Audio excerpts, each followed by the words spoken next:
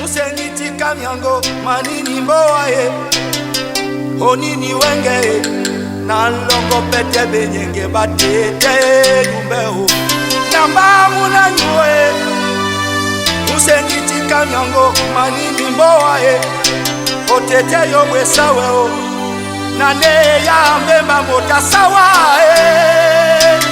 mba munanywe. Voici à quoi ressemble désormais Isenge. Situé dans l'arrondissement de Douala 1er, ce quartier qui affichait encore fière allure jusqu'au samedi 5 mars 2022 s'apparente aujourd'hui à un champ de ruines. On nous a cassé, on avait d'abord tracé une partie qu'on devait faire la route. Après la route, on nous posait toujours la question que après eux, vous allez aussi venir de l'autre côté. Ils ont dit non, nous on a encore le temps. On a cassé les autres qu'on avait classés là, c'était samedi passé. En nous disant toujours que nous on a encore un temps, même 2 ans ici. On a encore 2 ans ici là. À notre grande surprise, lundi passé là, on commence à dire qu'on va venir nous casser. Victime du bras de fer entre le port autonome de Douala et la chefferie supérieure du canton Bel. Et malgré toutes les assurances reçues de la part de Sa Majesté Ebumbu Jean-Yves et son directeur de cabinet Michel Camno, les habitants du quartier Isenge ont juste constaté leur impuissance face aux engins de démolition mobilisés par l'entreprise à capitaux publics. Le but étant d'aménager cet espace qui relève du domaine portuaire.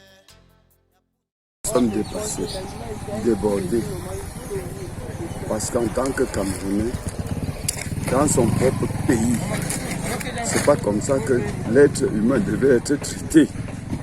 Si nous partons d'ici maintenant, nous allons aller déposer tout ceci. Où? Vraiment, que l'autorité en place puisse voir.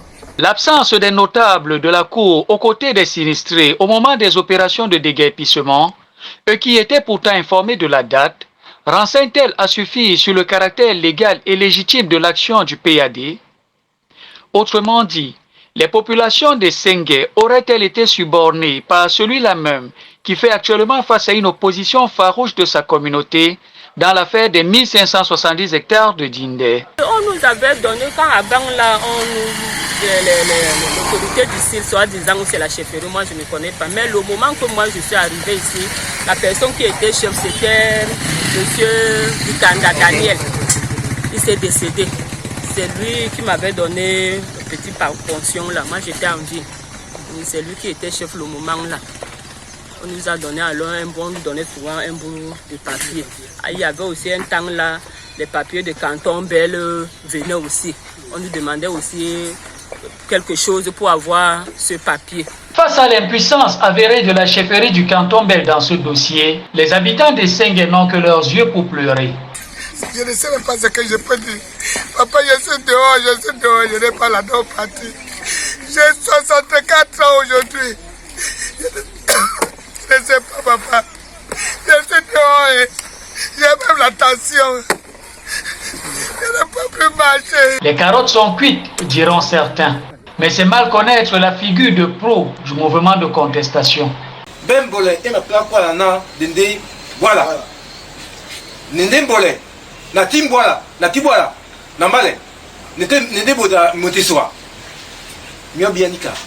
Tenace et téméraire comme à son habitude, le chef supérieur essaiera de prendre langue avec la direction générale du PAD à l'effet de défendre les intérêts de ces autochtones d'une autre espèce. Le monarque se verra tout simplement interdit d'accès. Quelle humiliation pour le président sortant du Ngondo. Et comme si ce premier revers ne suffisait pas, Sa Majesté Jean-Yves Ebumbu vient d'essuyer un désaveu cinglant de la part de ses pairs Sawa du Vouri. Ces derniers, en effet, à travers une déclaration datée du 7 mars 2022, ont décidé de marquer leur soutien total à l'entreprise dirigée avec maestria par Sir Cyrus Ngo. Une manière diplomatique de prendre leur distance avec les pratiques peu orthodoxes de Sa Majesté. Pratiques pourtant décriées par les Bélois et qui n'honorent point la communauté Sawa. Qui donc pour venir en aide à Madame Achou Esther, Monsieur Adamou Hassan, Monsieur Nana Emmanuel, ou encore Monsieur Kwomeni Jomsou, Pierre Merlin et les autres, tous originaires ou autochtones des Sengue, en croire ce document de la chefferie supérieure du canton Bel.